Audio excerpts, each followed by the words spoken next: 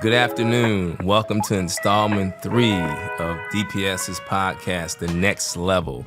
This is Interim Superintendent Dr. David Lawrence, and today I'm joined by some really special guests. Normally there are 7 other principals who are here talking with me, but today we have 7 of our superstars from Dayton Public Schools, and I'm going to let them introduce themselves, and they are our true customers, the kids. My name is Deshaun Page, and I came from Mount Street. I'm Kelvin Cotton Cash from Stivers. I'm DeAndre Bean from Paul Laurence Dunbar High School. I'm King Cabral from Middledale High School. I'm Hunter Shiflett from Belmont High School. I'm Haley Chavez from Ponens. I'm Marie Allegra from Thurgood Marshall. And if you're listening to the audio, I'm going to tell you they look great and they're ready to go. If you can't, just trust me, they look great, and wait till you see the audio. So I'm usually rocking a shirt on the podcast. So today, if you're listening, when you see this, you'll see me rocking the Dunbar shirt today. Dunbar plays tonight. They play North Mott. And, I'm rocking it for several reasons. One, I want to support the Wolverines. And 2, I am, as is often repeated, a 1984 graduate of Paul Laurence Dunbar High School. So let's get this off to the show. I want to tell you all that I never thought about being a superintendent. When I was your age, never crossed my mind. I was really happy to go to school. After school activities were sports, and I really had no idea what I wanted to do at that time. Just curious. I want you to just kind of tell the viewing audience what you're thinking about doing in your life when you get to be older like I am. I'm thinking of studying law and becoming a lawyer. And why is that? Because I don't really like the laws we have now. So I'd like to maybe change them. I like it. So you want to be an advocate? Yes. I'm thinking about becoming a physical therapist because I got into a car crash once, and I like to help people out. It sounds like 2 things. I want to help people out, and I want to kind of be an advocate for change for things that I don't like or I think are wrong. Mm-hmm. Ever since I was young, I've been an athlete. I love basketball, so I'm going to continue my talents of basketball when I get older, professionally. DeAndre? I've thought about being a realtor. I always wanted to What? get rid of that. Yeah. I'm going to tell you, I've never heard a kid say that. Continue. I wanted to get rid of the whole bunch of empty, vacant houses around my neighborhood, family. And it just seemed like a good thing to do because it just make the neighborhood look bad. Even though it's good people around there, it just make my neighborhood look bad. That's special. King? I want to be a robotics engineer. I want to take that to college and do great things with it. How'd you come up with that? By the way, that's terrific to do. Thurgood Marshall High School is the STEM school. I'm in a pathway called advanced manufacturing, and I'm taking it currently. So your exposure or your experience in advanced manufacturing got you start thinking about, hey, this is the field I want to go into. Yes, sir. Yes. Awesome. I've thought about being a police officer. That way I can impact people's lives more on a more personal level and help people out where I can in the community. Ms. Chavez? I think I want to continue my pathway with media arts, being a director or a film writer. It's just a passion I've always had. Always would be when? When's the first time you can remember thinking that? 2, 3, 4? Ever since I've been in elementary school, I've always written small books or stuff like that. So I think writing has just always been a really big passion for me. And I think continuing that would be good. Writing is really important. If we can focus on that as one of the kind of pillars of academic achievement in this district, we'll get better. Most people who can write, they can do lots of other things. So that's wonderful to hear you say that writing is a passion of yours. I have one of these usual dorky questions that the facilitator has got to ask. It's on the script, you got to ask it. Tell me, about your favorite teacher or principal. I've got to ask it. Let me hear it.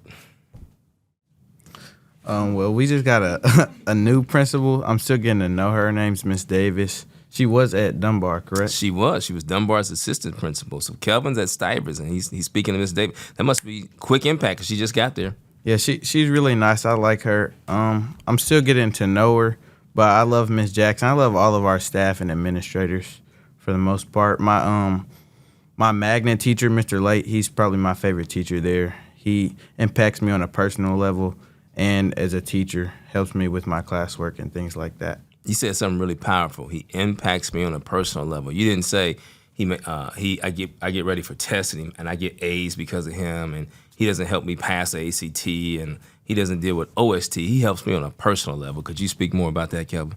Well, always at the beginning of class, he always asks each and every one of us, is there anything that's going on that he wants to talk to us about, anything like that. And then if you come to the side, he'll talk to you. He'll explain his life and how that affects us and things like that. And it always feels like a person, a man-to-man connection. I can understand that. Hunter, what about you? And Honestly, the first person that comes to mind is Master Sergeant Dangerfield. He's my baseball coach, and honestly, he feels like a second father to me. He is always there for me. You can talk to him or anything. I feel like if I had to call a teacher at 3 a.m., he'd probably like answer, be like, boy, you crazy? I'll call you an Uber maybe. Like, he cool. I love him. yeah. He's a good man who does good things for the right reason. His actions are repetitive and fair. Kudos to him, and I'm glad you feel that way about him. Maria? Marie. Marie? I would have to say Coach Mouse, because she is always making sure I'm on top of everything, and she's always there for me if I ever need anything. She's a cheerleading coach? No, actually, she's a basketball coach. Tell me more about how you got into basketball. Coach Wolf recruited me. He kept on Wolfie. getting on me. Yeah. Yeah. Mary, he's recruits a lot of people. Yeah, he wouldn't really stop until I joined, so I just figured I might as well. He's relentless. He really, really tries to get kids into sports. How sports help you? It's helped me stay more focused and on track with my grades and everything, because you need to keep your grades up in order to play. And then it also helps me with interacting with other people. Like, I have very good teamwork and communication skills. I appreciate that. Deshaun? I got two favorite teachers. The first one, her name is Miss Hester, and the second one, Miss Taylor. They both helped me a lot, and they kept on me, and I'm about to graduate because of them. Sounds like there's this theme about these favorites that they care about you as a person. Would that be fair? Yes. Yeah. DeAndre? Oh man, it's gonna be a lot of teachers that's gonna be angry at me for this answer, but I like that. the one teacher that I feel like had the biggest effect on me coming up to be a senior now is Mr. Willis. Everybody around the school know who Mr. Willis is. He's a history teacher, and for some reason I think a lot of people just like history teachers, but Mr. Willis, he affected everybody in a different way. Like for me, it was you could always go to Mr. Willis to tell him something that, like, if you weren't feeling right that day, if you felt like you needed to talk to somebody, he was always there. It got to a point where everybody just stopped calling him Mr. Willis, and now his name Uncle Willis. That if you go to Dunbar, When you get a nickname like that, you the man. Yeah, you go to Dunbar and you hear somebody say, "Where Uncle Willis at?" Everybody know where he is. Like after every period, somebody go give him a hug. Beginning of the day, you go to Uncle Willis' class, give him a hug. He say, "What's up, nephew?" It's just like, at the end of the day, he'd be like, "I'll be at the game watching. You better do good." It's just like that's just who he is. That's powerful. You said he's got his own nickname now, and kids look for him, and he can hug them, and it's all good. Haley? That's just good. I think I have two as well. My first one is my pathway teacher, Miss Casal. I feel like starting her pathway, she's given me so many amazing opportunities to like express myself. And in media arts, we still stick to like doing notes and all that, but we have a lot of creative freedom, which I like. And my other teacher is my freshman ELA teacher, Miss Swint now. She kind of introduced me to one of like my biggest passions that she introduced me to Muse Machine, and I do musical theater with them. Mm-hmm. And so that kind of opened me up to like a whole new group of things and like a whole new group of people. And I'm really happy about that. Awesome.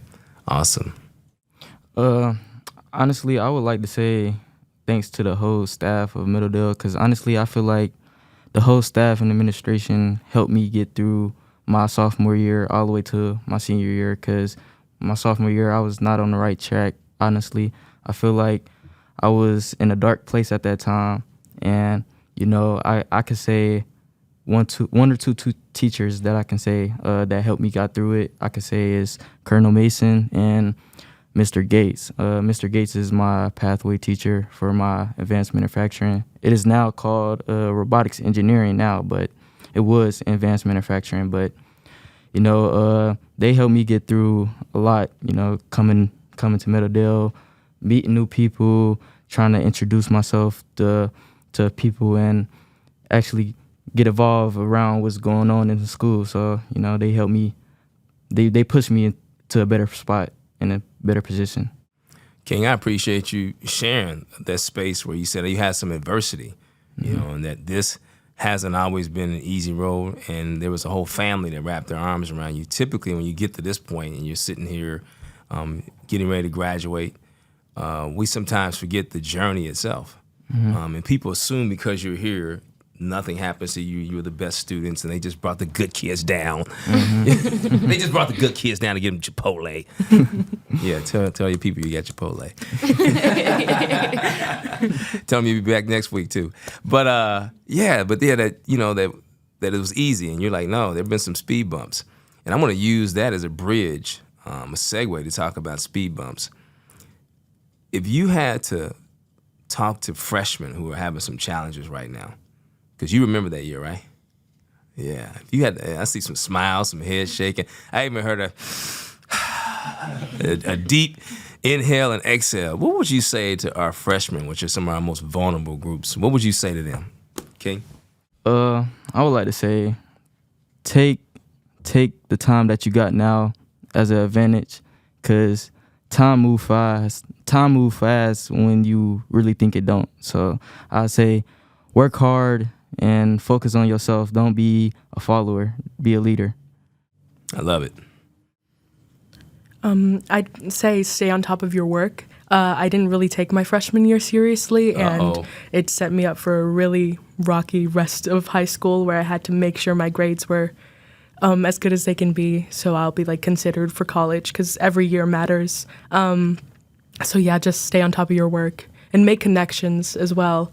I feel like getting a good relationship with teachers will also help you out when college comes and all that. Mary, you kind of smiled when I asked the question about what would you say to freshmen? Let me hear it. Oh. What would you say to those freshmen out there? It was pretty much the same thing. Just stay on top of your work and make sure you can get everything done now before it piles up and you have to worry about it in the future. Because come around college and graduation and everything, you don't want to have to worry about having all these credits and things you need to catch up on because you weren't focused and serious. And to also make connections, because the more people you know, the more advantages that you'll be able to have and the more opportunities you'll be able to take.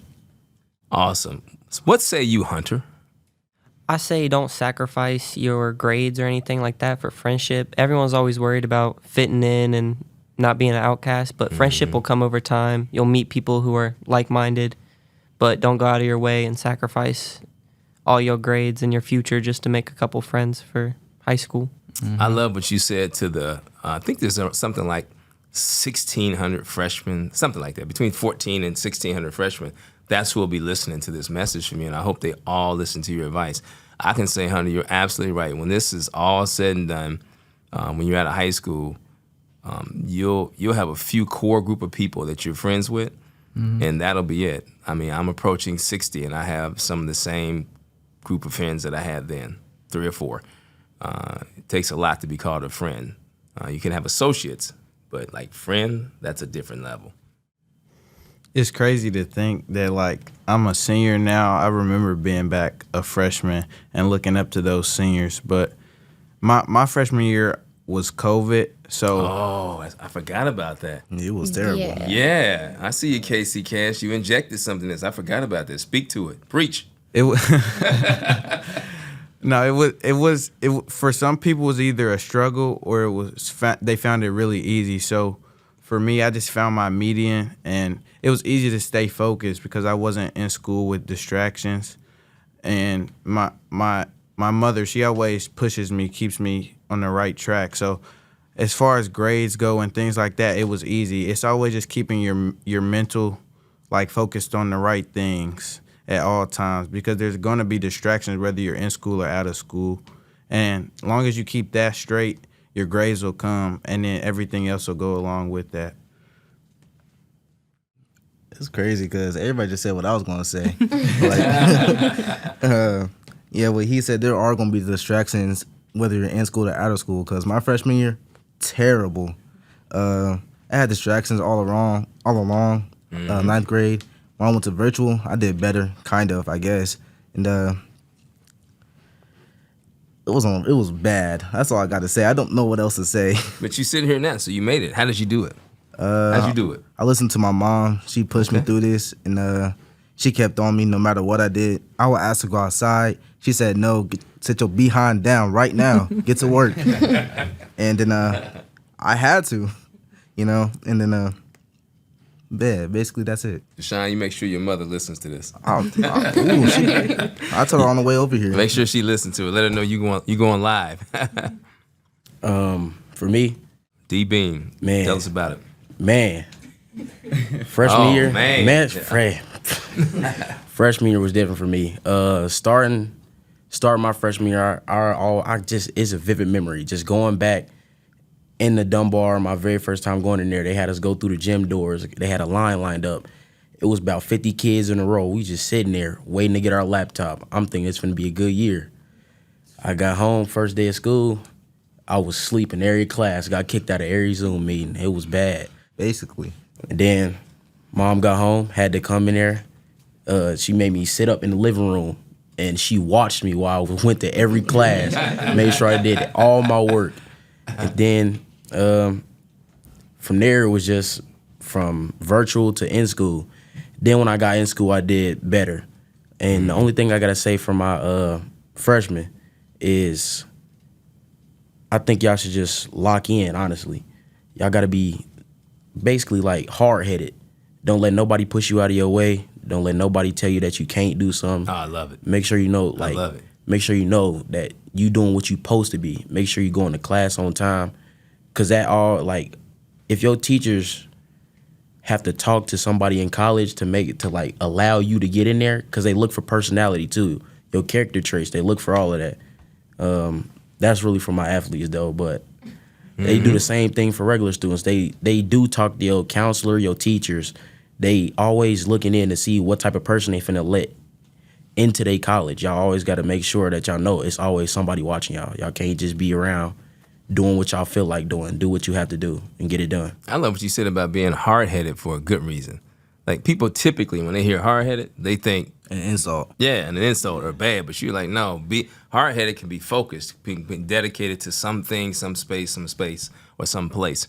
This really is a special group because you did start with COVID, right? Did everybody here start with COVID? Yes. Yeah. You'll be the first graduating class that's you stepped into that and made it out of that through graduation. So you really are a special group. I know how adults say that about lots of groups, but COVID was real. Like, that hadn't happened before.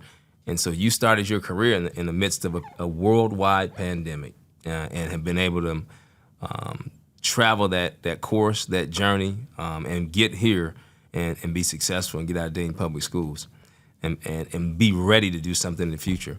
I have a question that I think is going to bring a smile or blush to your face.